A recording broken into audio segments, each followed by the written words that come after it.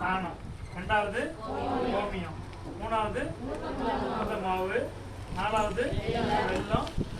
இது வந்து வயல் மண். நம்ம எந்த வயலுக்கு போட போறோமோ அந்த வயல் மண். ஏன்னா அது வயல் மண் எடுத்தோம்னா நுண்ணுயிரி இருக்கும், அது பெரும். அதுக்காக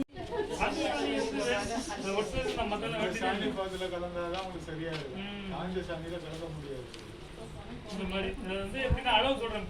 10 கிலோ சாணி, 10 கிலோ கோமியம், 10 லிட்டர் கோமியம் இதை எடுத்துக்கங்க. எடுத்துக்கிட்டு இது 2 கிலோ எது வெல்லம், 2 கிலோ இதை நல்லா இது மிக்ஸ் பண்ணி விட்டுட்டு இது கூட கலக்கணும். கலந்துட்டு கடைசியாக அந்த எந்த வயலும் அந்த வயல் மண்ணையும் கலந்துட்டு நம்ம வச்சுட்டோம்னா 48 மணி நேரத்தில் வந்து இது கரைசல் கிடையாது.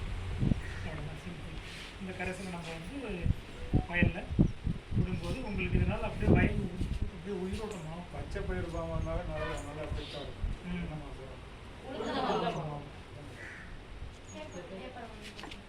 அது ஒட்டி தான் இருக்கு.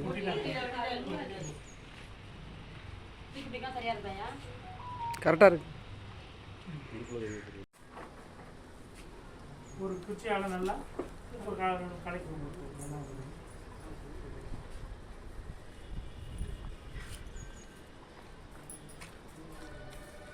இந்த மாதிரி வச்சுட்டு இதை யூஸ் பண்ணும்போது இது வந்து அந்த அளவுக்கு இயற்கை வயசில் முக்கியமான ஈடுபடலாம்.